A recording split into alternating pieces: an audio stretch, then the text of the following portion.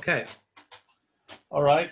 Let me introduce myself. For those of you who don't know me, I'm Yitzi Kuperis, and I'm going to go to a couple of slides. Welcome. This is being sponsored by Hills 2000 and the Horsemen's Association. Also in the audience is the president of the Horsemen's Association, Jerry Wittenauer, and I want to thank him for inviting his membership. What I'd like to do first is tell you briefly what the process is going to be tonight. I thought initially we would run this as we've run it in the past, but given the constraints of Zoom, it turns out it's a lot easier to do it a different way. That is to say, we received questions until late last night, and I put them all on a subsequent slide to what you're seeing now.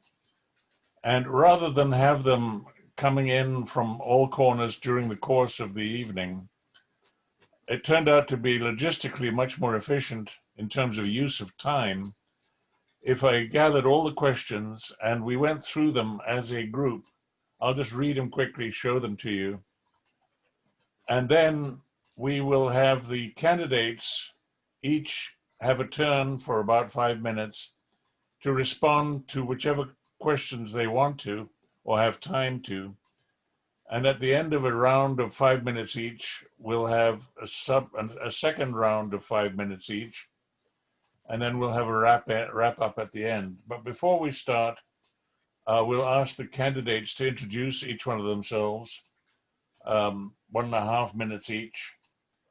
So the intro will be 5 times 1.5 minutes. Then we'll have, I'll read the questions. Then we'll have a round of 5 minutes per candidate to respond to their choice of the questions they saw. Then we'll have a second round so the candidates get a second bite of the cherry and can rebut if they want. Again, 5 minutes each. And by that time, we should be somewhat over an hour into the session. We hope to end after about 90 minutes. So we'll have room for a 3-minute summation at the end. I hadn't intended to get any questions dynamically from the audience. Now, according to Murphy's Law, no sooner had I put these slides together and sent them off to the candidates so they could prepare, then a couple more questions came in, which I'll just read dynamically. They somewhat overlap with the questions we have. But let's go first to the candidates and give them each 1.5 minutes. I'm doing a sound check. I have the thing here called a bell. I hope everybody could hear that. That'll be sort of a signal if you're at 1.5 minutes, for which I will use my trusty iPhone to test it, to measure the 1.5 minutes. Now I'm going to try, there we are, the second slide. The candidates in alphabetical order that you'll see tonight, just in case you didn't know their names: Stan Mark, Raj Reddy, Lisa Schmidt, Jay Sutaria, and Linda Swan. And I want to thank them for running, because this is quite a sacrifice. You may be lucky and not win, but you may actually find yourself sitting on the council, in which case you will have a very bumpy ride for the next 4 years. So those are the candidates, and what I'd like to do now is I'm going to successively put the candidates' ballot statement up on the screen while they introduce themselves. So the first one is Stan. Go ahead, Stan.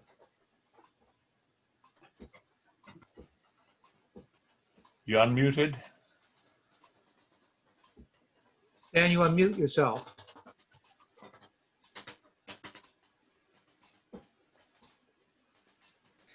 I don't hear Stan yet. Thank you. Oh, there you Hello. are. Okay. Thank you. Hello, I'm Stan Mock, and I'm proud to be your candidate for Los Altos Hills City Council. It would be my privilege to ensure a return to honesty, transparency, and fairness in our town, and thereby restore the faith of our residents' need in council's ability to lead us into these trying times. I have been actively engaged with my community and have worked for at least eight political campaigns as treasurer to promote responsible, value-based stewardship in our rural town. I have also donated time and energy to serve 3 complete 4-year terms on the Los Altos Hills Finance and Investment Committee since 2007. As a founder of the Bullis Charter School, I helped retain Gardner Bullis as the town's sole public elementary school. My objective is to maintain and continue building a solid financial base for Los Altos Hills in good times and in bad. My secondary objective is to be able to keep our infrastructure. We need to keep all our infrastructure, and people are trying to take it away from us all the time. I am a graduate of the University of Santa Clara with a BSc in management. After working 17 years in the brokerage industry, I resigned from Prudential Securities as the first vice president, and I founded Mock Capital Management in 1997. I'm a fiduciary and currently work both as a portfolio manager and financial planner for wealthy individuals. Please vote for me on election. You were 2 seconds over. Excellent. Take away the please vote for me on election day then. Thanks.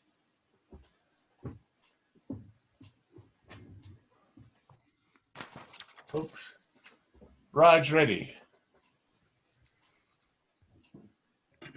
I want to thank the Hills 2000 and Los Altos Hills Horsemen's Association for hosting this candidates forum. Also like to thank our audience and other candidates. My name is Raj Reddy. I'm running for Los Altos Hills City Council. I have had the distinct pleasure of living in Los Altos Hills for 33 years and have wonderful memories of raising my 2 sons here. I have participated in numerous volunteer organizations for our town. I have served on the Environmental Initiative Committee as a member and co-chair for over 15 years. I supported our town participation in Silicon Valley Clean Energy, established water conservation, energy efficiency programs, and established guidelines for green building requirements. Our town is very unique, offering beautiful natural surroundings, an amazing open space, beautiful trails, and off-road paths. I strongly believe that the town of Los Altos Hills, with its incredible beauty, is worth preserving for us, for our children, and for our grandchildren.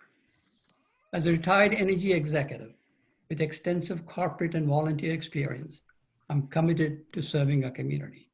I have proven leadership skills with large multinational corporates with expertise in energy, utilities, and infrastructure. I want to maintain our rural environment, provide safety to our residents, and enhance our community infrastructure. I support the following initiatives: preservation enhancement of our pathway systems, maintenance protection of our natural resources and open space. Work with internet providers to expand high-speed and fiber optics. Can you wrap it up? Yes. I will continue to pursue these initiatives, work towards keeping our community safe, maintaining a rural environment, and enhance our infrastructure. Thank you. Sorry. No problem. We're all learning how to do this stuff. Thank you, Raj.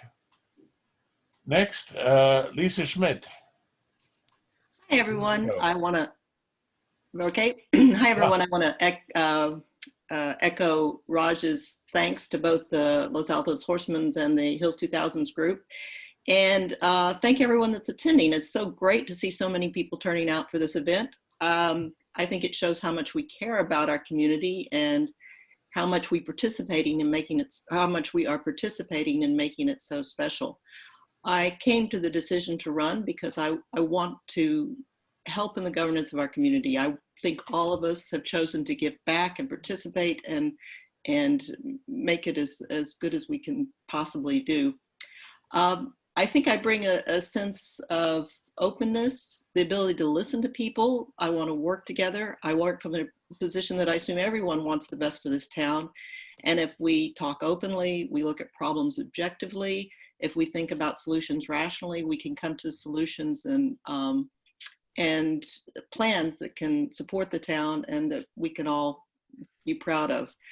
I look at every single one of you as my neighbors. I want to keep a great neighborhood feeling, and I would approach governance this way. We all are here to do the right thing, and we all want to make the town as pleasant and as positive as possible, and as special as it has been for such a long time. So again, thank you very much. I appreciate the opportunity to participate. You came in 5 seconds under budget. Raj? Is Raj going to be on? I just did. No. That was Raj Reddy. Well, I missed all the sound, but I finally got the sound. And who's speaking now? Who's speaking?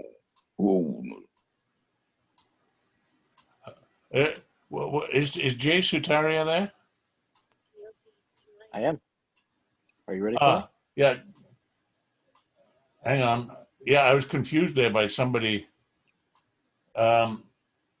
Jay, why don't you go ahead with your 1.5 minute introduction? All right. Thank you and hello. I'm Jay Sutaria and I'm running for Los Altos Hills City Council because I feel it's important to plan for our future and I want to ensure the return of a local government which is honest, transparent, and fair. In my professional career, I've built large teams, managed multi-billion-dollar budgets, held leadership roles in companies of all sizes, and confronted challenging problems, all while building consensus.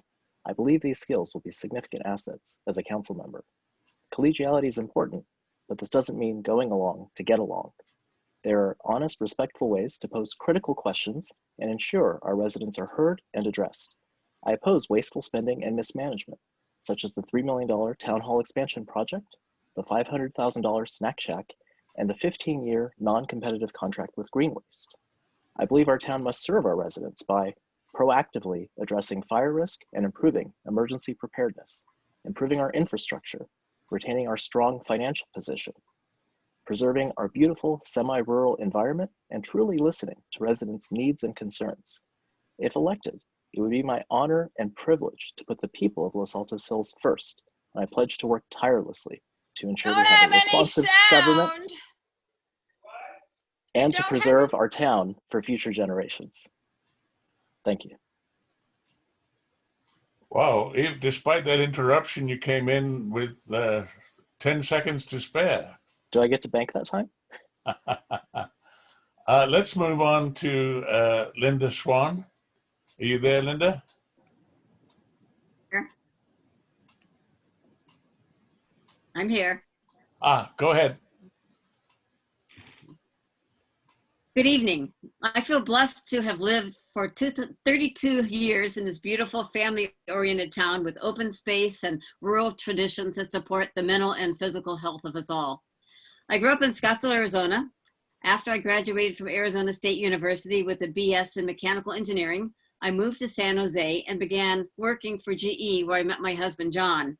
As part of an engineering training program, GE sent me to the University of California at Berkeley to get my MS in mechanical engineering, and then my MBA at Santa Clara University. Analytical and business oriented, I oversaw the building and testing of mechanical equipment for power plants, and then oversaw the design and building of training hardware for NASA space shuttle astronauts. I began my volunteering in Los Altos Hills by working on the town float for the Festival of Lights Parade and the first town picnics. I was president of the Los Altos Hills Historical Society and wrote grant applications to secure funds to build a packing shed to house the town's historic farm equipment at Town Hall. I am currently an associate member of the History Committee. In order to be prepared to respond to emergencies in town, including fire and earthquakes, I trained to be a member of the CERT team. I was the last president of Friends of Westwind, a not-for-profit organization that ran Westwind Barn from May 1977 until the town took over the barn and renovated it in 2008. Thank you. 2 seconds below budget. My goodness, this is fine timing. With that, we've had the candidates introduce themselves. What I'm going to do now is go through the questions so that everybody sees all of the questions up front. There's about a dozen of them, but bear with me as I go through them. I've got them spread over 3 pages with about 4 questions per page. The first one has to do with the master path plan in one sense, but it's combined with a question about the use of GIS systems in the town. So the question is, how urgent is completion to get a council-approved master path plan map, as well as establishment of a database which shows the existing pathways, easements, land use, hazards, public-private roads, etc. That was the first question. The next one is, how do the candidates think they could encourage better visibility and leverage at the county level for matters affecting our town, such as the fire district and Lehigh Cement? Next question, how important do you see the role of public libraries going forward and your level of support for the North County Library Authority and Joint Powers Authority? Now, after we put these slides to bed, a subsequent question came in, which also talked about the library, but it asked specifically, if somebody had a plan to renovate the library, how would you evaluate that plan? And the second part of that question was, there's an outfit called the Friends of the Library, and they've always had a home provided for the library to do their thing of collecting books, getting rid of old books, and so on. And they've recently basically been evicted by the town of Los Altos. There's a temporary stay on that eviction. And the question is, would you support keeping Friends of the Library on the campus? So that's the first page of questions.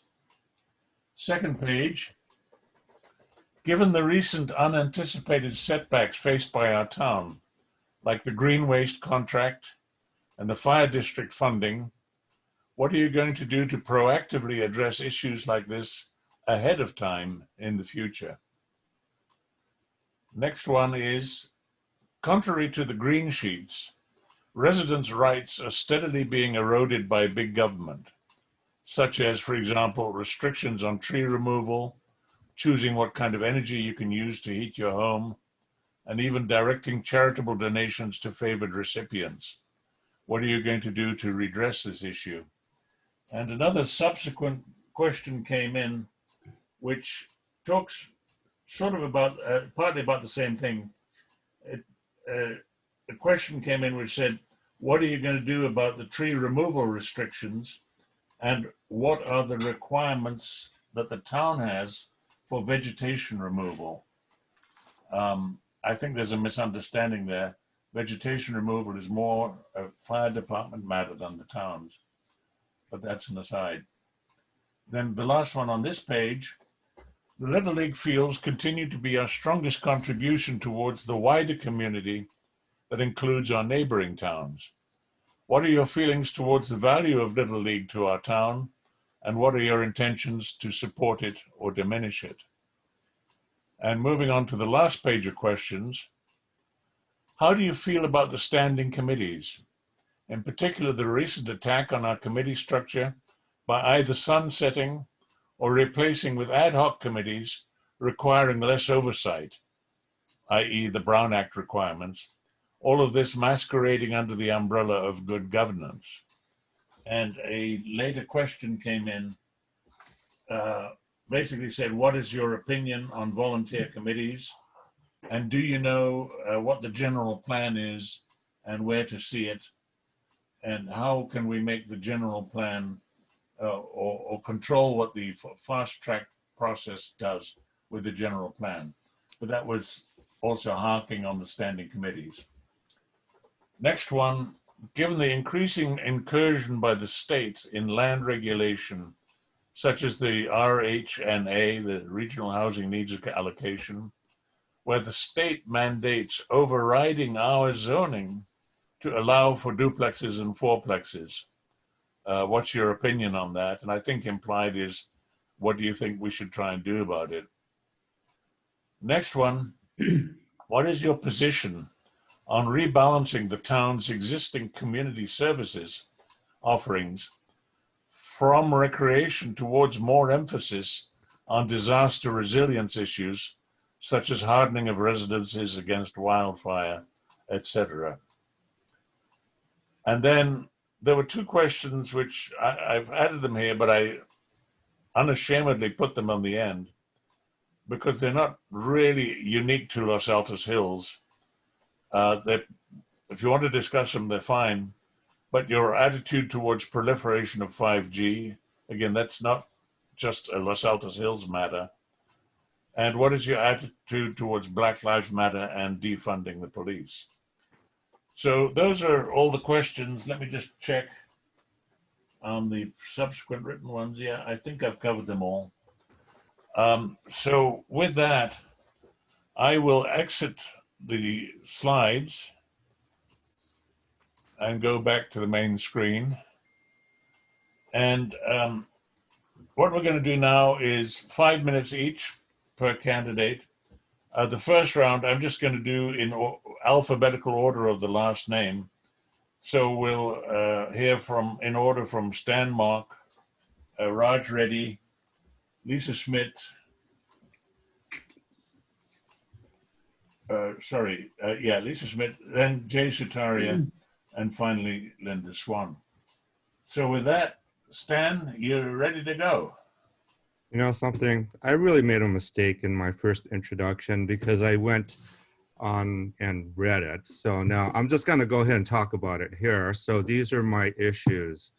I want to address process and procedure. I want to address standing committees, and I want to address security. So let's go with security first. Security, I want to talk about fire security. We're just about ready to lose our fire district. And that really gets me upset because all the time and effort our committees put into the fire district since 1939, long time, all that time and effort that they put into it resulted in over $20 million worth of money that we have in those accounts. I know that we are separate from the fire district, but let me tell you, it was very, very well run in the past. I think that instead of the county coming out and trying to collapse our system into theirs, they should take a look at us and come into our system because we have done everything properly. I don't know where they got their auditors for this last go around, but you know something? I would question that. I would question that because every single audit that we had previously, you know, has been actually a pretty good audit. So we've been able to do a lot of things that have been very good in terms of committees. So talking about committees, I think that Los Altos Hills has a wealth of residents. A lot of them are over 50 years of age and retired. They don't have anything else to do with their time except look for things to improve their lives. And one of the things that they do is they volunteer. They volunteer for the committees. And as they volunteer for their committees, their input represents the input of our community. Our community wants to talk to us if I'm elected as a city council person. They want to talk to us. They want to give us their input. Their input is very valuable. It is either time or money in a charitable organization that makes us run. We need to have that time because certainly we're not putting the money into there. So the Los Altos Fire District, I really want to make sure that we have a hands-on approach in keeping that district under our control. It is our infrastructure as far as I'm concerned. And I think that everybody is trying to get at us for something. The Bullis Charter School, by the way, was one of those examples of something that happened. And the Los Altos School District was trying to take away our infrastructure. and we had to put a stop to it. It is our school. It's the last remaining school in Los Altos Hills. I don't want the fire district to be one of those situations where somebody has been able to take away our infrastructure using legal means. So I think that the standing committees are very important in Los Altos Hills. I think I really support them. Excuse me, I would also like to say that with, I'm sorry. With respect to green waste, and I'm having a problem here, you see. I don't know what to do with it. Yeah, well, why don't we come back to you? You've used about 3.5 minutes. Okay. Why don't we'll come back to you a little bit later. Thank you. The next speaker would be Raj. We'll come back to Stan Mock a little bit later, and we'll see when he can make it back. Raj Reddy, you want to go next? Sure, thank you. The threats and opportunities facing a community, in my opinion, are the following. Underground utilities for safety and reliability, fire safety.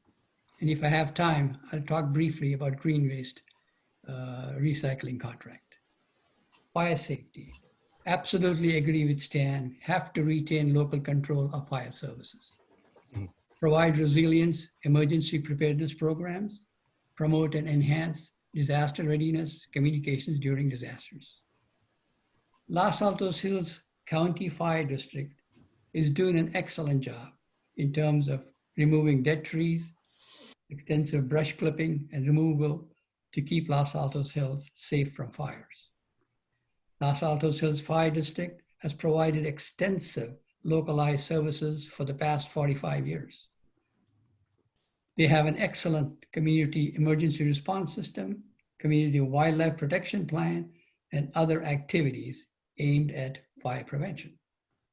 Our community enjoys the benefits of local control, planning with services tailored to our residents' unique requirements. I support further collaboration between Los Altos Hills Fire District and Santa Clara County Fire Department, and collectively provide a community with further fire safety and preparedness programs. My concern is regarding the overhead wires running through trees in public and private lands. There seems to be a lack of coordination and accountability between PG&E and Santa Clara County Fire Department. I intend to coordinate with both these organizations the resolution on responsibilities for trimming trees and to avoid fire hazards. I want to talk now about underground utilities.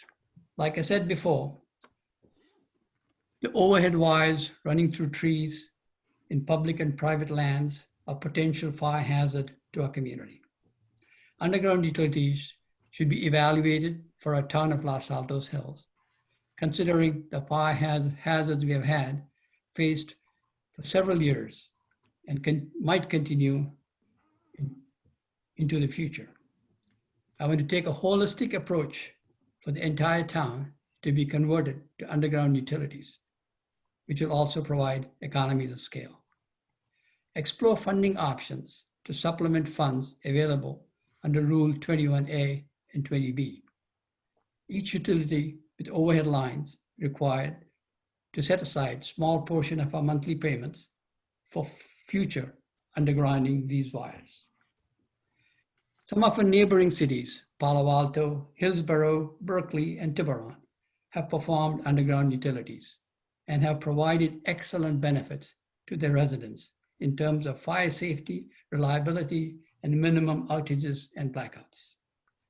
The process will include establishing a subcommittee, hiring a firm to conduct analysis and cost estimates, city council approval, and development of financial plans.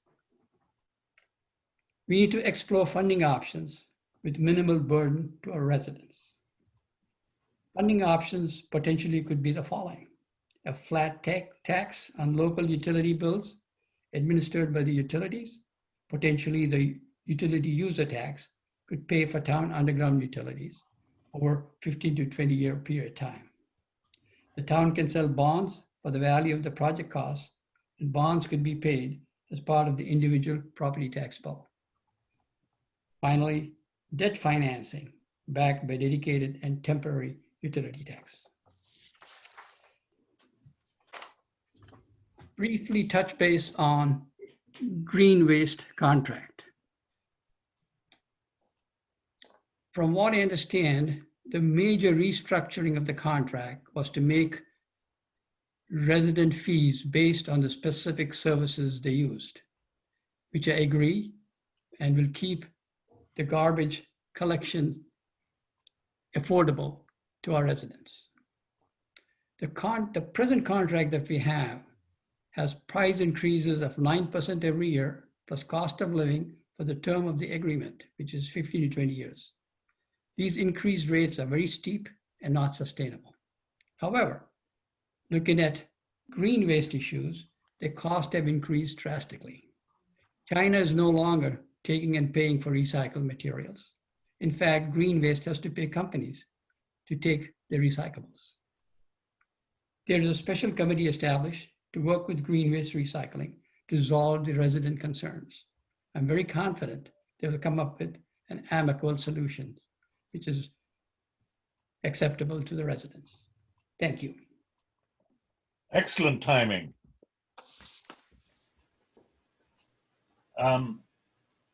We'll give Stan a little bit more time to recover.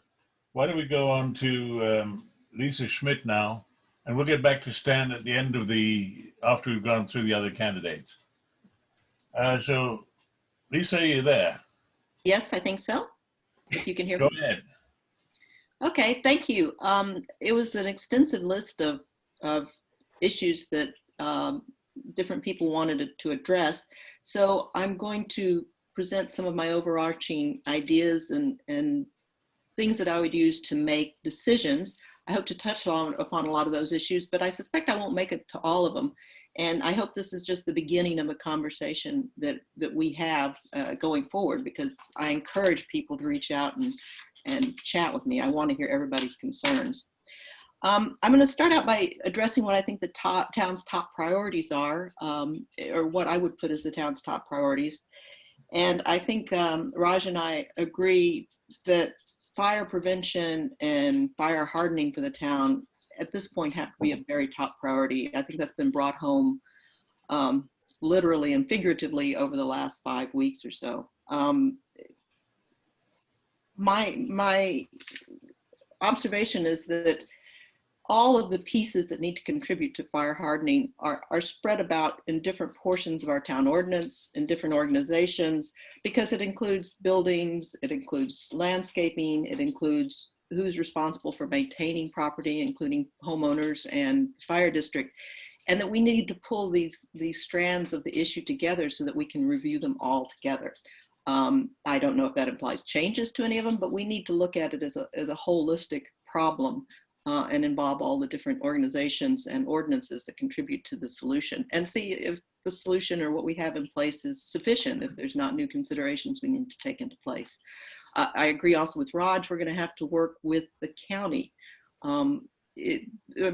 Protecting our community against fires that start inside our community is very important, but increasingly, as we saw with the recent fires, a big danger is a fire starting outside of a community and rushing in. So we need to work with the county and other organizations to see how we address that. And we also need to probably update evacuation plans. What do we do if the unthinkable happens?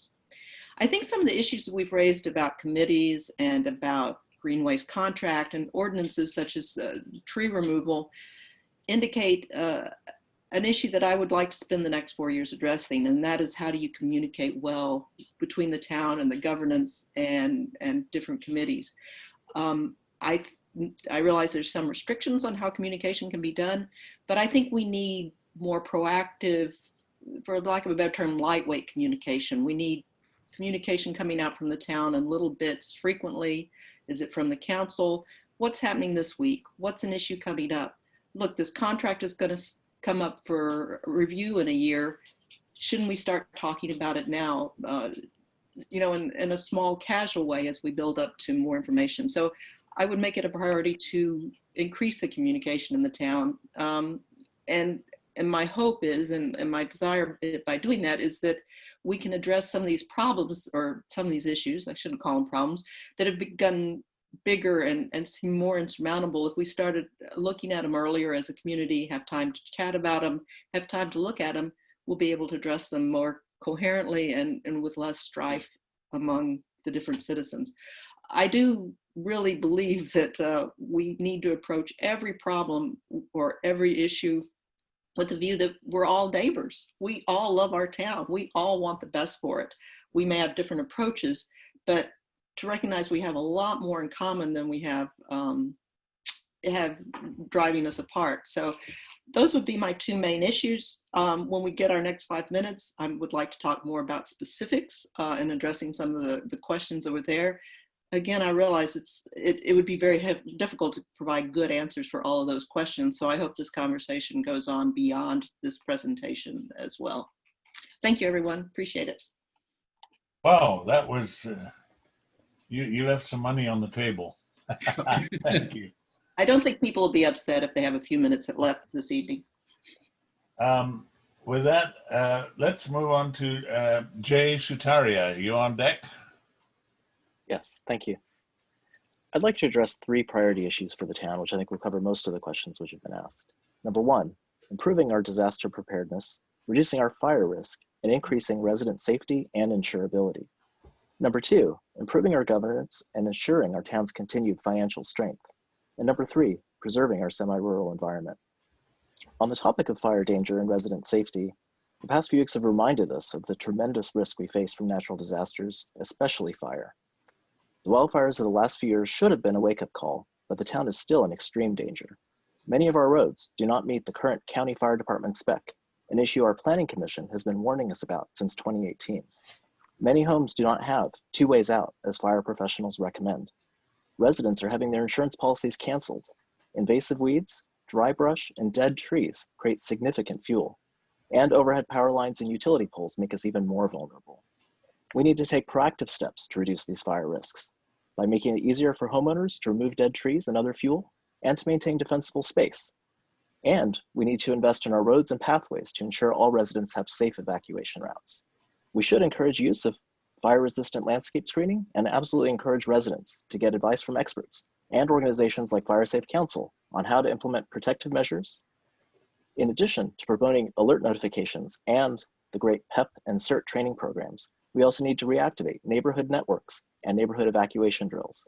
In a serious disaster, emergency services will be overwhelmed, so residents must have the skills to help themselves and their neighbors until professionals arrive. Preserving our LAH County Fire District and its local control and collaboration is also a critical element of our emergency preparedness. The residents of Los Altos Hills want and expect their tax money to be used to reduce the risk of fire here in town.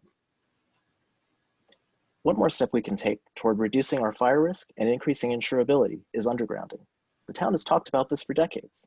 Given the increased wildfire risk and PG&E's documented failures to maintain their infrastructure, undergrounding is more important than ever. That said, we also have a lot of residents who are on fixed incomes, and there are other unmet needs. I support undergrounding, and I believe it is a material and necessary step to reduce our fire risk. We need to approach this project with risk reduction in mind, starting with undergrounding the areas of highest risk and those areas necessary to secure our evacuation routes. But we also need to educate residents about the necessity, the cost, and funding options, and we need to put the question to them. We need to put together a clear plan and timeline and establish that there is sufficient resident support in order to proceed. A project of this magnitude, with the attendant construction-related impacts, simply cannot succeed without the residents being on board.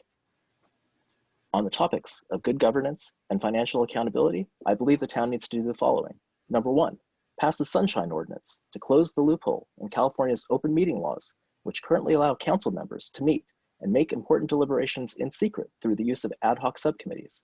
This format is ripe for abuse. Number 2, we need to improve our management of contracts and our RFP process. The days of signing a 15-year contract for garbage collection without competing bids must end. The green waste contract negotiation process was not managed properly, and the town waited too long to put it out to bid, so no other vendors could apply to take over the contract in time. Number 3, we need to improve the town's record keeping.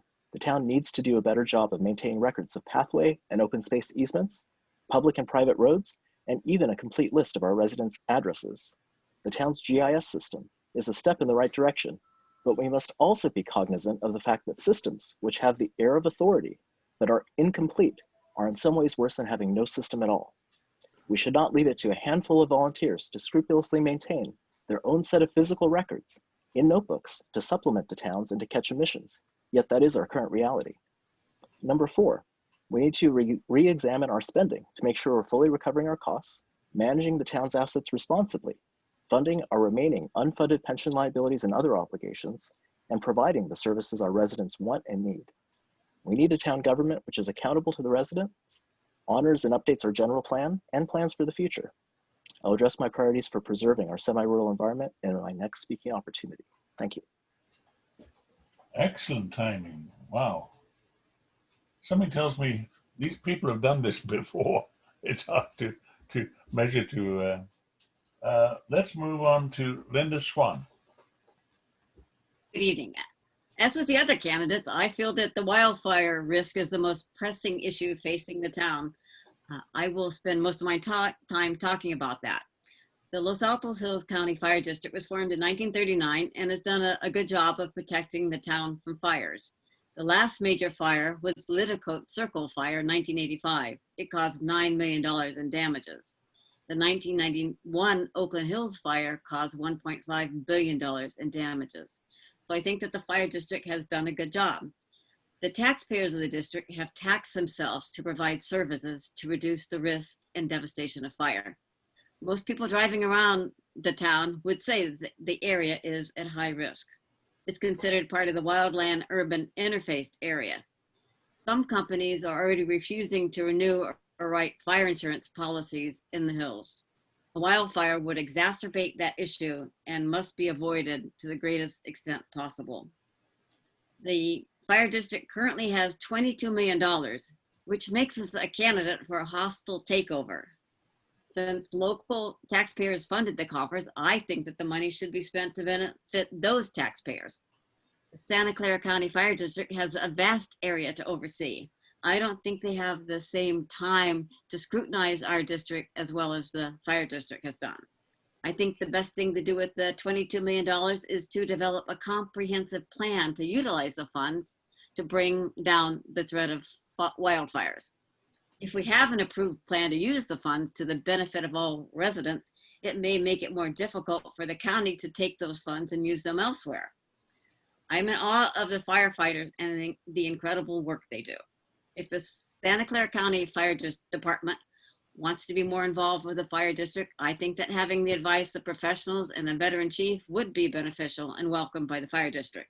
But I don't want them to eliminate our fire district. Oh, you're muting, Linda. Linda, you got muted. How do I do that? Okay. The National Fire Protection Association has a program called Firewise USA, Residents Reducing Wildfire Risk, that helps neighborhoods increase the ignition resistance of their homes and communities. One neighborhood in Los Altos Hills is already implementing the plan. The residents of the hills want their taxes to be used to reduce the risk of wildfire in our town, even if some people think the risk is low compared to other areas of the county. The $22 million should be spent to reduce the risk of fire here. This is a small fraction of the tens or hundreds of millions that would be spent if a wildfire breaks out here. Money well spent, it seems, like a good insurance against the devastation and loss of property, and maybe even loss of life that could occur in a wildfire. And then I also want to talk about the rural environment with my time left.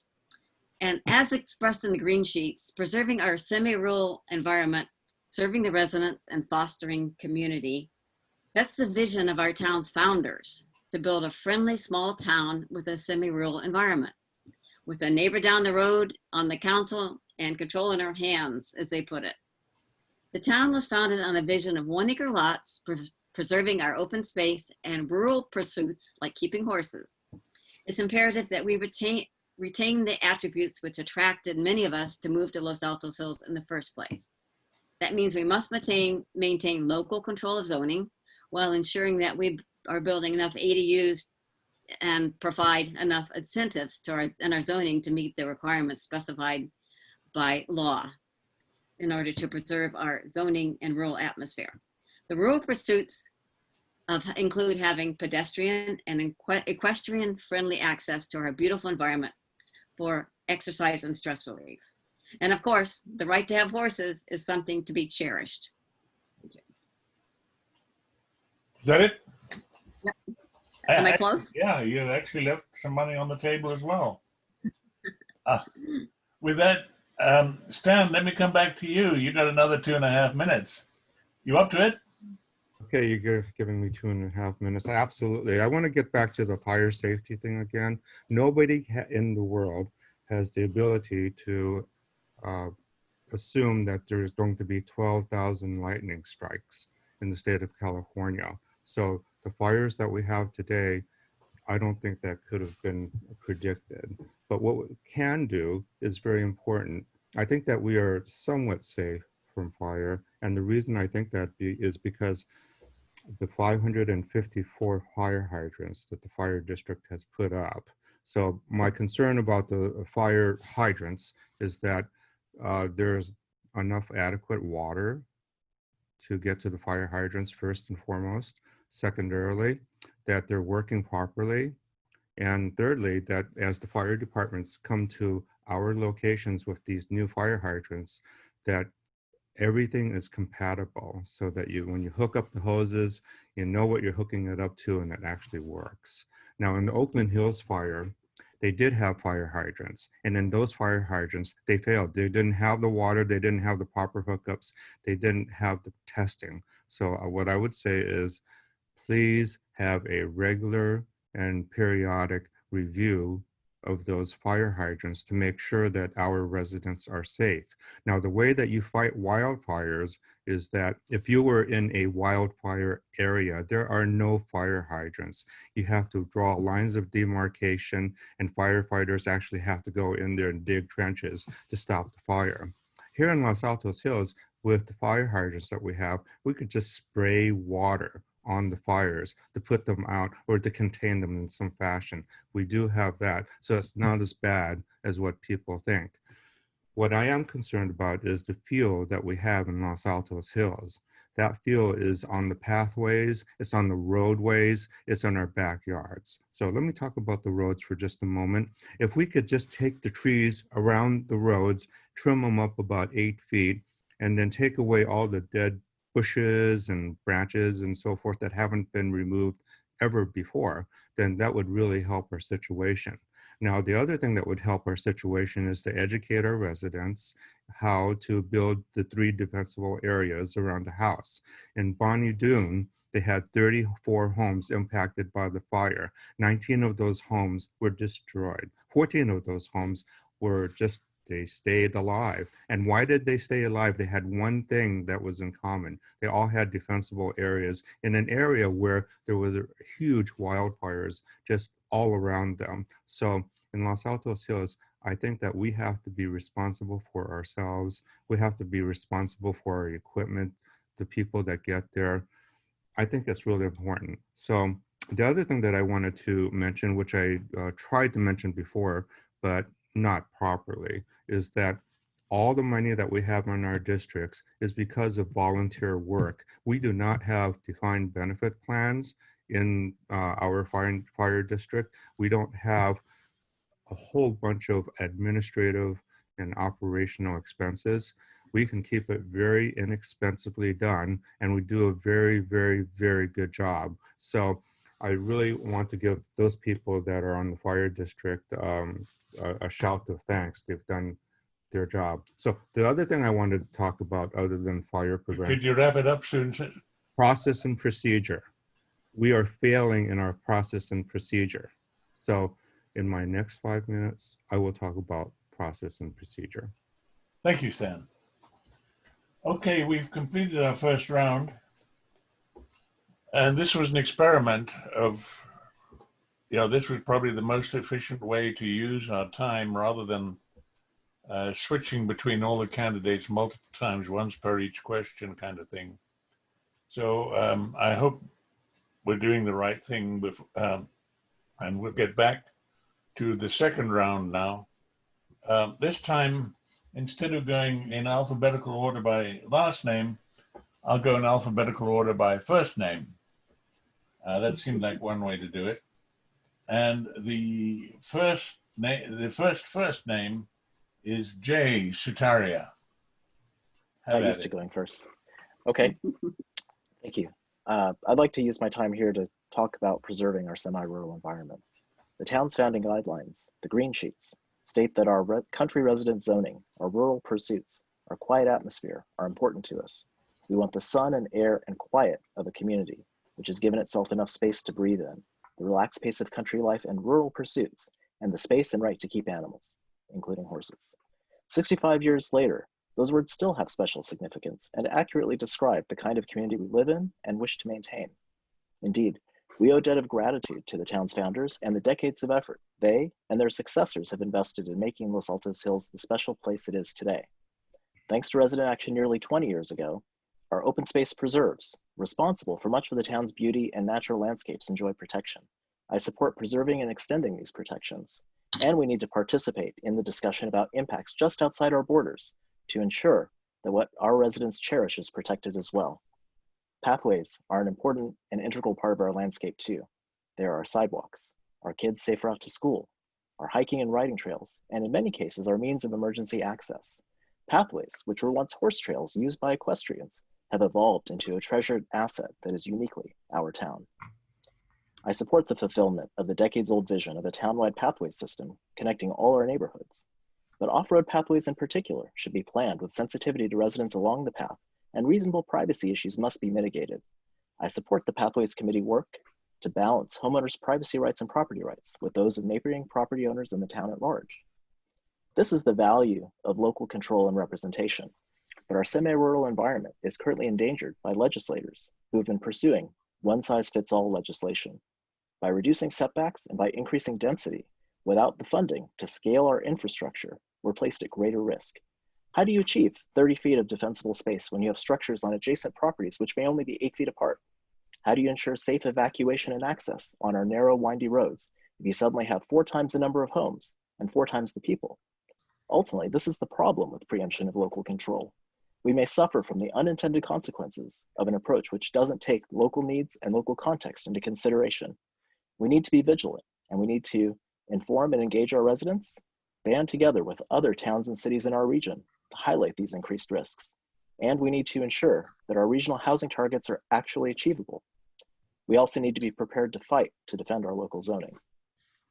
Our trees are another important element of our semi-rural environment.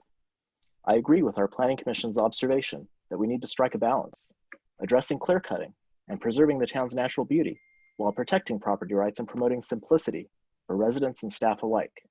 But one clear theme from our public comments is that residents would like more public input earlier in the process. While committee meetings are of course open to the public, members of the public do not always understand in advance what is being discussed or how to provide their input. I encourage residents to join our committees, and I hope more people do as a result of the ongoing tree protection discussion. But we also need to figure out as a town how to help the committee solicit and hear from a broad cross-section of our residents. The Pathways Committee successfully implemented this sort of approach in advance of the 2005 map update. Residents were noticed, but the committee was the place where residents came to be heard, and the proposals were refined before going to the Planning Commission. I think that's become harder for our committees to do in recent years, and I think we need to fix that. Indeed, our committees are currently under assault under the guise of good governance. During this year's goal-setting meeting, one of our current council members asserted that our committees may be doing more harm than good. I could not disagree more strongly with that statement. The town's advisory committees are members of the public. They're resident volunteers who are engaged and informed, who bring a wealth of experience and perspective, and ensure continuity in our town across turnover on the council and of town staff. We need to recognize and support them in their mission of collecting, assimilating, and providing resident input to the council. Yet the current council is on the verge of reorganizing this highly valued means of public engagement and replacing them with a structure which has no accountability or transparency and instead limits the opportunity for public input. This approach will lead to worse decisions and worse outcomes for the town. Other municipalities in our state have passed sunshine ordinances, and I believe Los Altos Hills needs to do the same. Thank you. Thank you. The next one in alphabetical order of first name is Linda Swan. Okay. I want to address the GIS system. I think it's imperative that a searchable database be developed to ensure accurate records of easements and pathways pertaining to the parcels in town. And that would streamline the ease of access and clarity and ensure that accurate records are kept. Fortunately, notebooks of town history have saved information documented nowhere else. We live in the 21st century and can access a world of information on Google.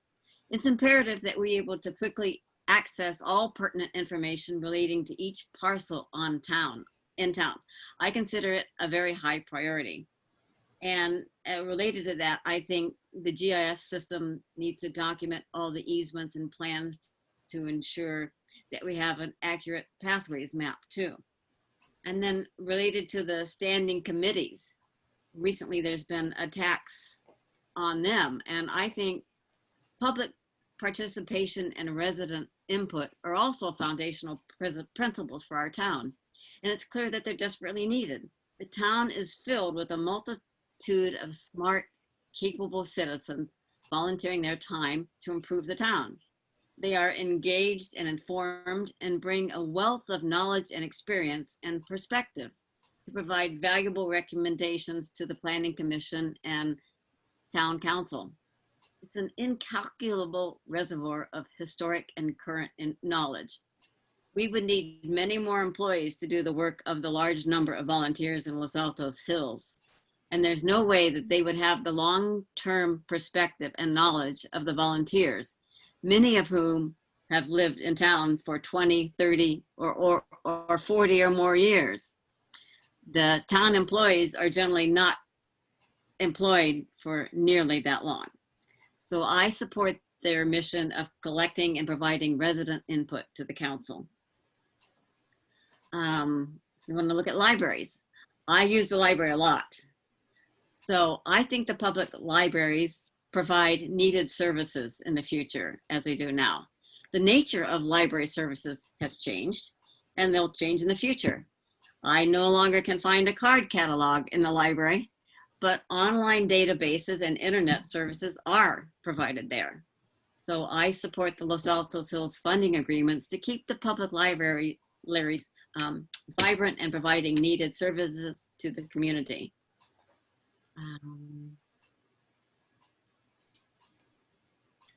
Let's see. And speaking of library, I do support keeping the Friends of Library on the campus.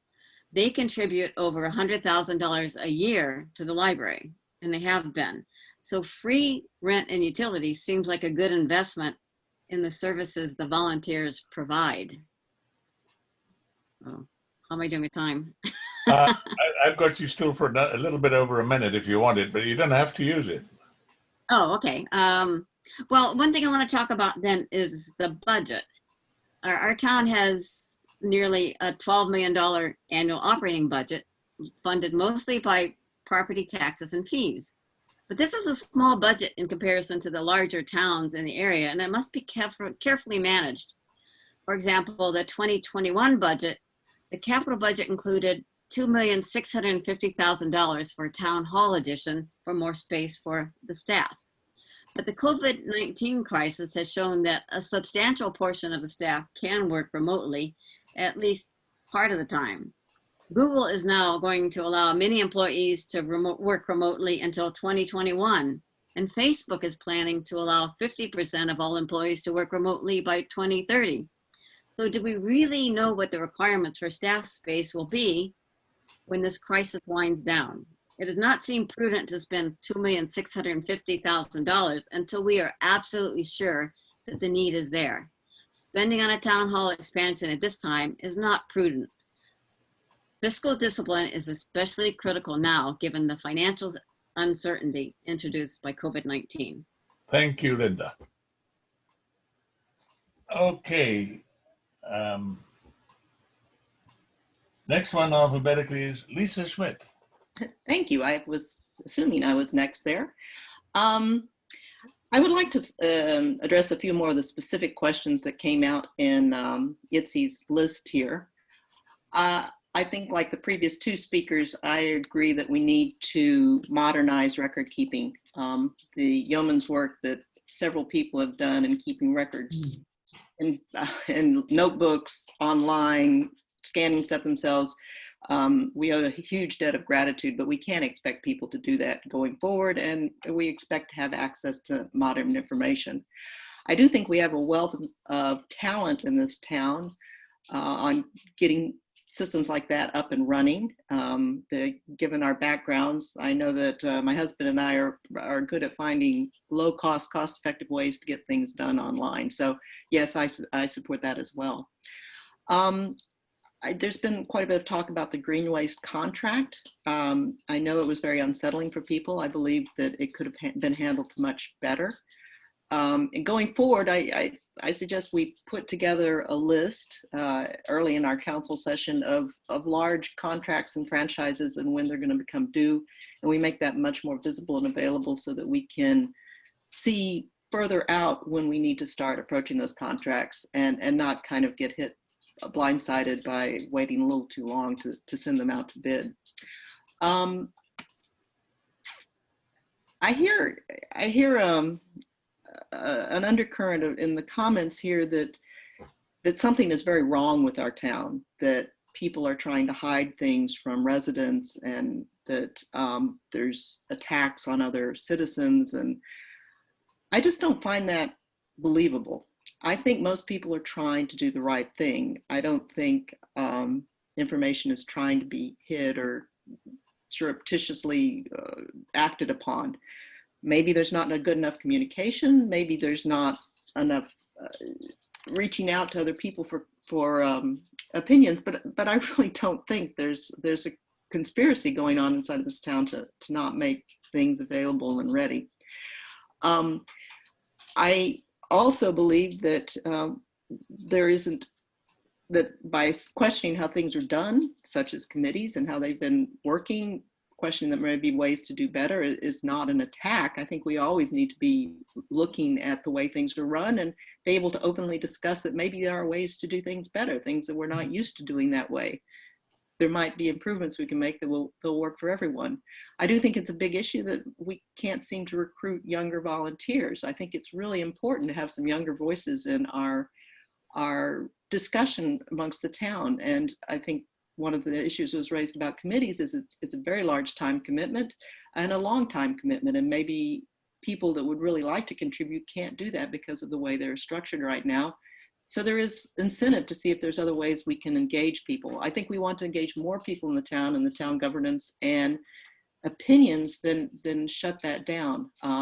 As when we came into town, and I think other people coming into town, it's a little intimidating to get into the whole system that the older people who've been here for a while, we can be a little intimidating. So I think we need to find ways to open that up.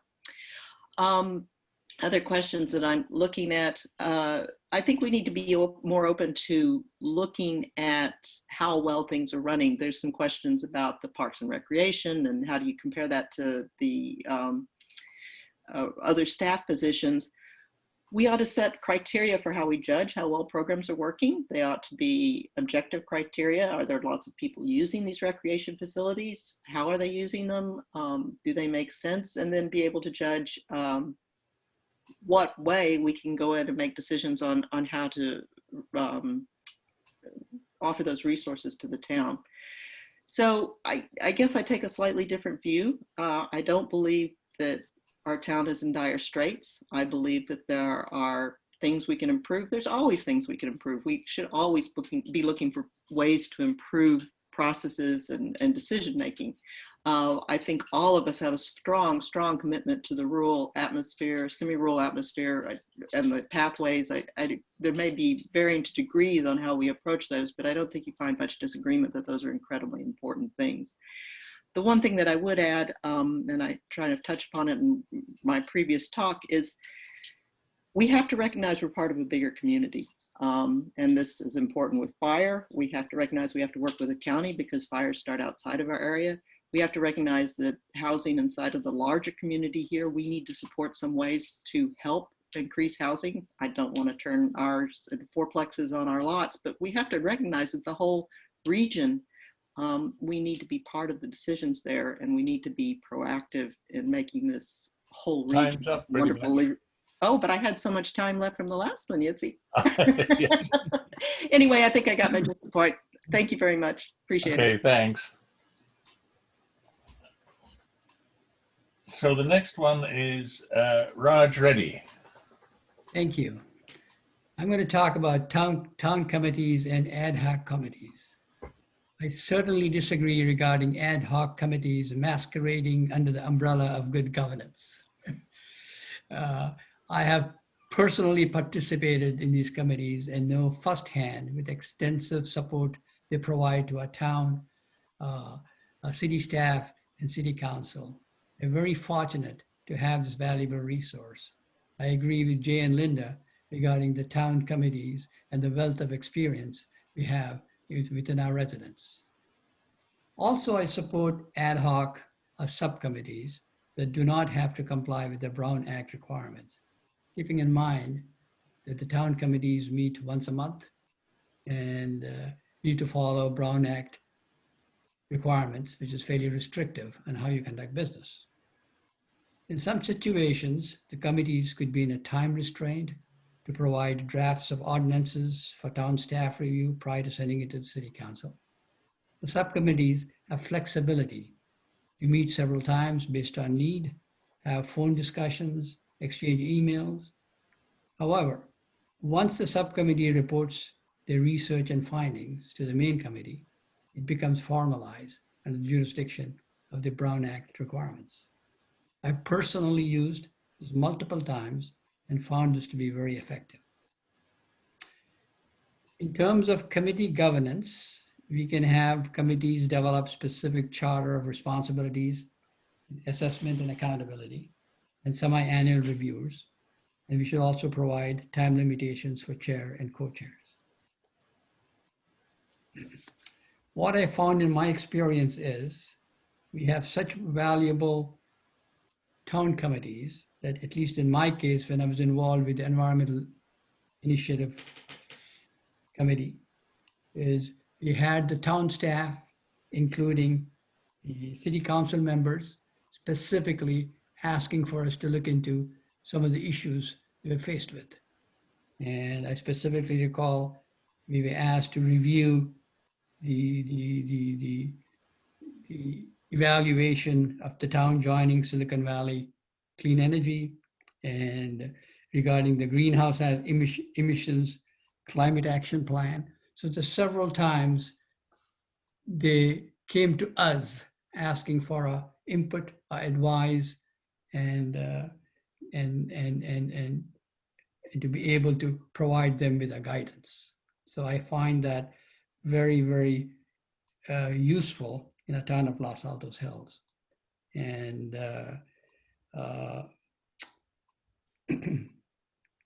so that's about what I have to say is about the town committees and ad hoc committees. A very valuable asset. We should keep it, and we are very, very fortunate to have this resource.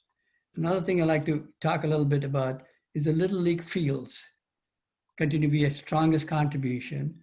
I love our Little League fields. I coached Little League baseball over there, and it's really a very, very flagship for our community, for not our community, but even other surrounding communities. And it's an excellent asset to have.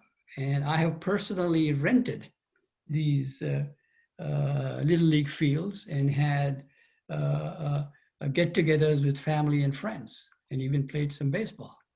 So it's a very valid asset. I think we should continue to maintain it, and it's an excellent sight to see whenever I drive by, to all the young children playing baseball and enjoying the facilities. So I strongly recommend that we support to continue to maintain the Little League fields. What else do we have?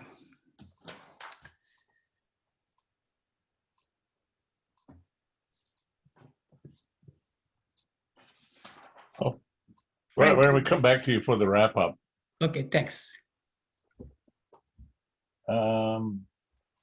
Okay, in the last batsman up in the last round is Stan Mock. Thank you. I wanted to talk about finance for just a moment, since I've spent so much time on the finance committee. It's taken us a long time to build up our reserves. When I first got into town, we only had $10 million in the account, and we were bleeding that dry. In other words, we had negative cash flow. So as the time went on, we developed a number of ways to save our money, to reduce our costs, and at some point in time, after maybe 15 or 20 years, we went up to where we are today, which is about $23 million. So we today are in the midst of getting into a number of infrastructure projects, which could be extraordinarily expensive. We're talking about the snack shack, and then we're also talking about the town hall.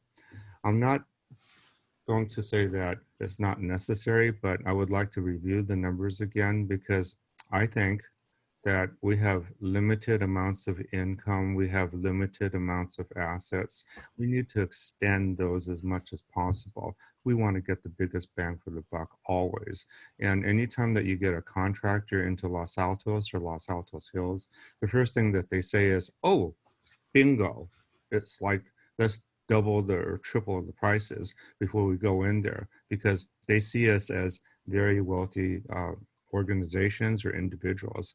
So I don't believe that we should be paying up for those services that they bid to us. I believe that we should be paying fair services. I want to be able to make sure that we have them properly funded over the long term. I also believe that the current COVID-19 situation is, I'm not sure where it's going to take us. It could be a very long-term situation. And in that case, at some point in time, there might be a case where real estate values actually go down and we actually have lower amounts of revenue. So we want to be cognizant of where we stand. I also want to be cognizant of the fact that we still owe about $4.5 to $5 million in terms of pension fund funding. We are not fully funded for the staff that we currently have. So I'm not sure what we should do with that, but I do believe that fixed costs, those costs that we have to pay, we do have to pay those costs.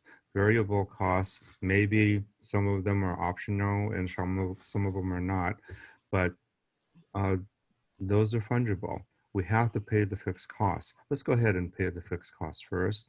And then as we pay the fixed costs, we can take a look at some of the other costs that we can incur going forward. And some of those costs are, well, undergrounding of utilities, for example. I really would like to underground the entire town. I agree with Raj. I think that's a tremendous idea. I don't know when we're going to have the next earthquake. I don't know when we're going to have the next fire. I don't know when we're going to have the next windstorm. But what I do know is that the PG&E minimum requirement for a high voltage power line to my tree is 18 inches, and it used to be like 6 feet. So if something happens and those things break, let me tell you, they're going to fall on the ground and those wires are going to be dancing. You might even have one of those devices that they have, transmission lines. They may actually explode and cause your fire. I don't know that this is going to happen in the future. I can't guarantee it, but I'm just assuming that if we do look into the future, something like this could happen. We really have to be cognizant of that. The safety of our individuals here they're really at stake. Now, insofar as being able to take care of all the costs that we have, it's not just the pension costs that we have other costs as well. The cost of additional employees coming to our town. Do we actually need them? We're not. So I'd like to be able to review the contracts that we currently have to see whether or not we have excess capacity or not, because I know that they're going to be hiring more people. And I'd like to keep that small town feel. So with respect to safety again, I'd also like to go to the contracts and the process and procedure area. So we should get all the contracts that we have as a city, and we should have them put onto a spreadsheet. We should have the timelines of those contracts. We have to have timelines as to when we should be negotiating those contracts. We should be able to know what other towns are paying for those contracts. We have to know what the actual providers of the contracts are making in terms of profitability. And then we can come in and we can get more than one bid for a job. This is a process and procedure thing. So with all the contracts that we have, let's say for the police contract, I would say in that what we need to do is we have to determine whether or not we do indeed have the proper number of officers on staff all the time. Maybe we don't, maybe we do. But if we do have something where we need them and we don't have enough of them, we're going to be in trouble. We also need to take a look at how the town handles how each of the officers is being used. Do we just have them sit there and give out tickets all day long, or do we have them go out to crime scenes? How long does it take to get to a crime scene? What if there's more than one crime at the same time? You wrap it up. You're a little bit over time. Oh, with the COVID thing, things could get bad out there. Maybe I should be looking at a gun. Maybe everybody too. We've completed our 2 rounds of 5 minutes each, and we're about 5 minutes late according to my calculations. I was hoping to end at 1:30, and we want to fit in the last what I call the wrap-up round for 3 minutes each, which means another 15 minutes. That's acceptable. We'll be slightly over budget. And I guess this time the order is according to a top secret randomizer. It's called throwing a die. So with that, the order which I'm looking at, we'll start off with Lisa, and then Linda, then Raj, then Stan, and Jay in that order. So for the final 3 minutes, and first of all, let me take this opportunity to thank all the candidates for putting up with this so long. I know it's a bit of a strain, but it's part of what we call democracy. And I would encourage you to use your last 3 minutes, obviously whatever way you wish, but don't feel obligated to only focus on the questions that were submitted. Focus on what you think you can contribute to the town, whatever that may be. So with that, with 3 minutes each, let me start with Lisa.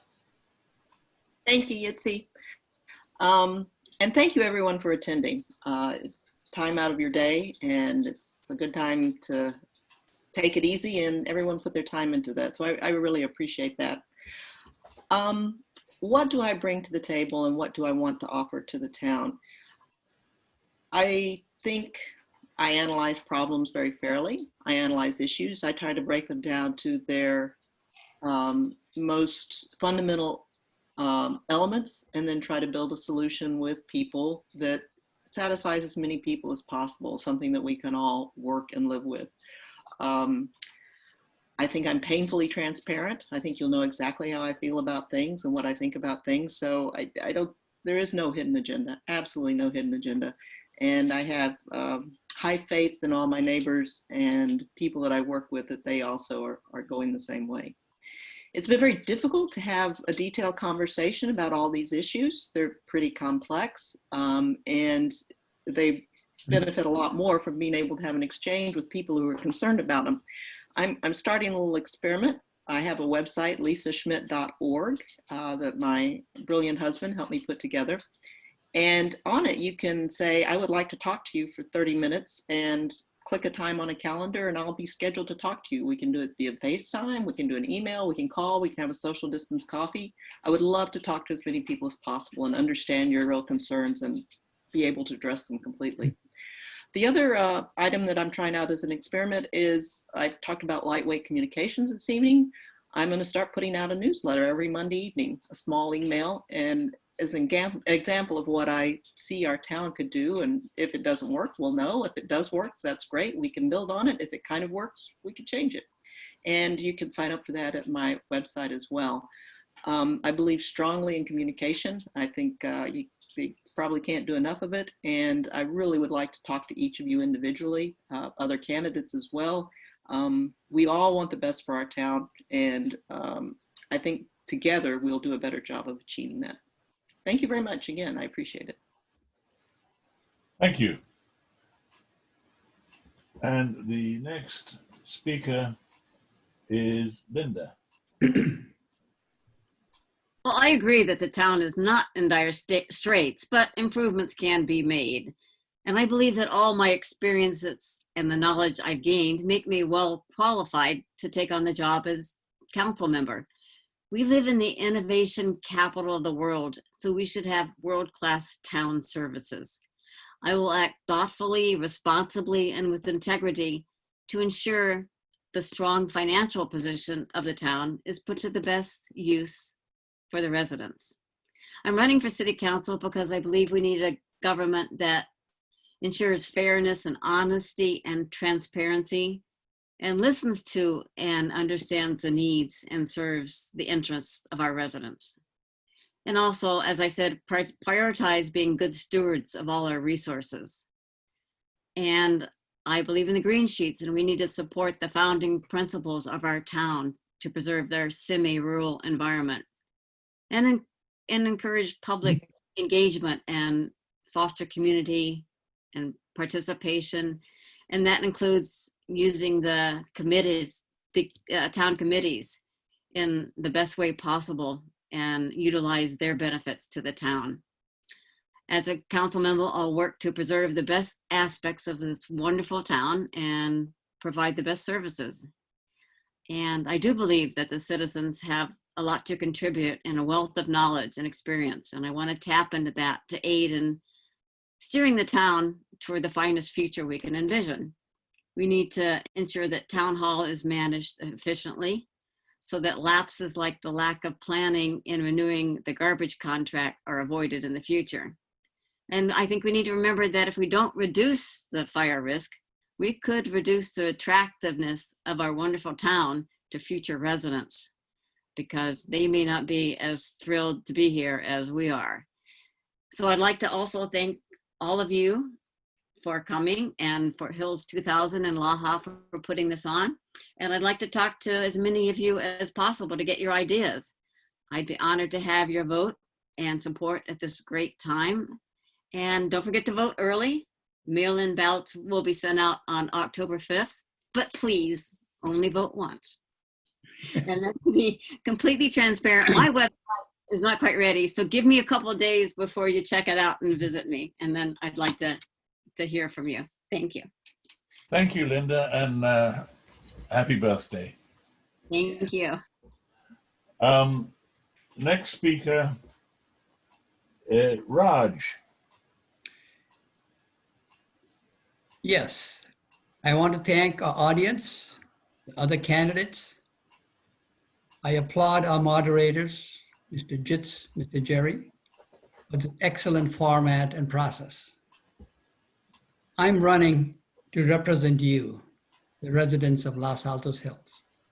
I invite you to please reach out and let me know what issues matter to you. Please visit my website, readyforcouncil.org, and contact me. On the website, you can just click on the button and you can send me an email message. And several people have done it already. I'm very pleased. I have attended numerous city council, planning commissions, town commission meetings over the years and fully understand how our city functions. I'm committed to listening to you and to understand the needs of residents and community. I have proven ability to collaborate with the town staff to develop solutions and to analyze information objectively. We need someone who understands the town's history while also bringing a fresh perspective to the changing needs of our town. My concerns for the town, for which I will strive and resolve and find solutions. My goal is to provide our residents safety from continued threat of wildfires, enhance the removal of dead trees, brush clippings and removal. I will work with Los Altos Hills County Fire Department and Santa Clara Fire Department to achieve these goals. To eliminate hazards of overhead wires running through trees in public and private lands, an ever-present reminder of our ongoing fire danger, I support putting power lines underground. This requires a significant cost up front. It pales in comparison to the cost of human life, our homes, and this beautiful natural beauty. I will explore creative funding options with a minimal burden to residents to accomplish this endeavor. I will work with internet providers to offer high-speed and fiber optics throughout our town, which is essential considering our current social distancing and work from home protocol due to COVID, and this could continue for an extended period of time. I work to enhance the disaster readiness and communication during disasters. I will continue to support all of the initiatives stated in my opening statement. I encourage all residents to get involved, voice their concerns, and demand solutions. Your vote makes a difference and your opinion matters. I respectfully ask for your vote and look forward to serving you. Thank you. Wow, you beat it by 3 seconds. Excellent. Got lucky there. The penultimate speaker, Stan. Thank you. I think that Los Altos Hills is in a duck situation, which means that on the surface, the duck is gliding across the lake and it seems to be nice and tranquil. But underneath, you can see those legs just going back and forth, trying to get things done. And I mean to make things better so that duck doesn't have to move its legs so much. So as I've talked about fire safety, I really do mean it because I'm in the area just like everybody else. I have the same problems as all of you do in terms of fire. I really do want to have that problem solved or mitigated as much as possible. And I've talked about ways to mitigate that problem.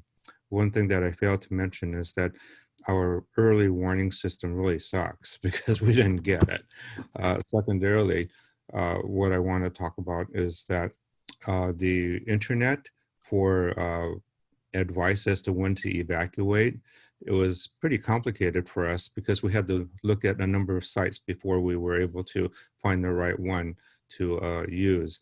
Los Altos Hills should have its own, and I think it should work on it. I think education is also important in that area. With respect to finance, we have a lot of things that could go wrong in finance. We have a lot of capital projects. I want to be there. I want to help you with that. It's imperative that you have somebody that has an extensive knowledge and history of finances in the city of Los Altos Hills, and that would be me. In terms of process and procedures, we failed miserably. Yes, everything seems to look right on the surface, but no, it's not, because of the failures that we can see with our largest $55 million contract with green waste not getting executed properly. I do not believe it was executed properly because of proper process and procedures. I think that undergrounding is very important. It's one of my chief objectives, is to be able to start, or if it started already, I believe George Tyson did start it, looking into more of the undergrounding on a town-wide basis. I really do believe it. I agree with Raj. He's expressed it very well. And I think that if we don't do that, the cost is and will be in lives. So, and lastly, in terms of committees, the committees are going to be very important. They are going to be the time, not the money. that we spend to make our town better. And I believe that we should listen to our residents as much as possible. My website is standforlahcouncil.com. I know that I haven't been given a lot of time to speak about all the subjects that you really have a concern about, and I would really want to hear from you. That it? Please vote for me. Thank you.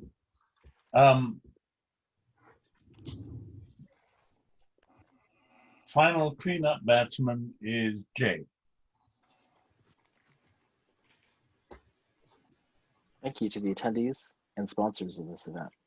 I appreciate the opportunity to address the community about my vision for the future of our town. I want to hear from residents so I can effectively represent and serve you. So I encourage all of you to reach out and contact me. You can visit my website at jay4lahcouncil.com. I'm running for city council because I believe we need a town government which operates with honesty, fairness, and transparency, prioritizes being good stewards of taxpayer money, encourages public engagement and participation, serves the residents and fosters community, and is committed to preserving our semi-rural environment as expressed in the green sheets, our town's founding guidelines.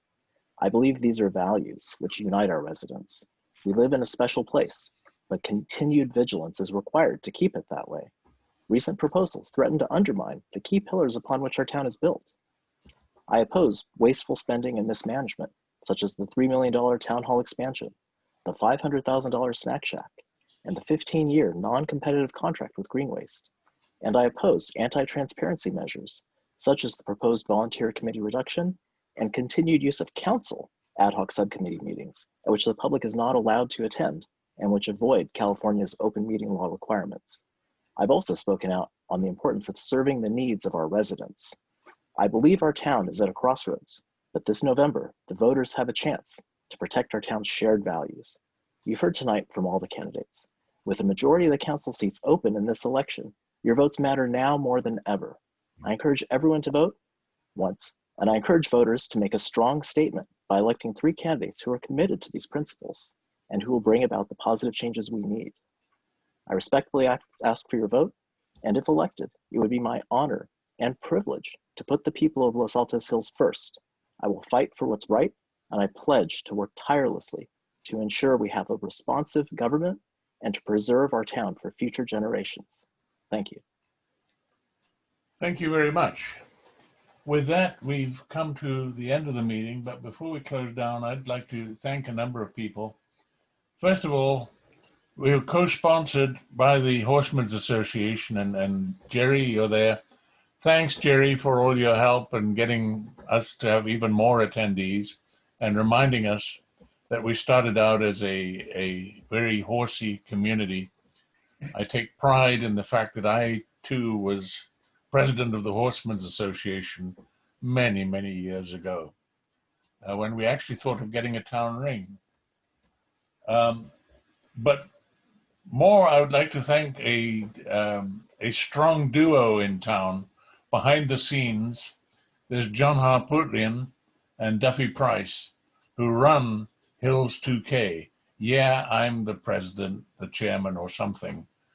But the real motive force is those two, and without them, this would not have happened.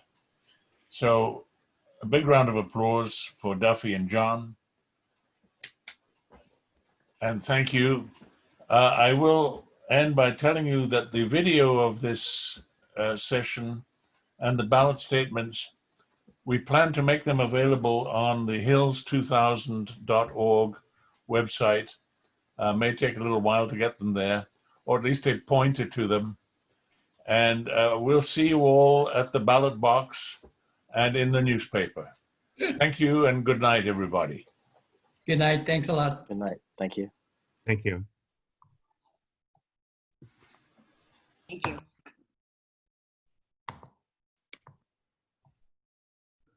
Hey, thanks a million, you guys. You're wonderful, all of you. And shall I leave this up for a few minutes if people want to just commiserate? Yeah, do. Jerry, I thought we were going to have Jerry Wittenauer say something too. Yitzi, are you still there? Good luck, candidates. Oh. Okay.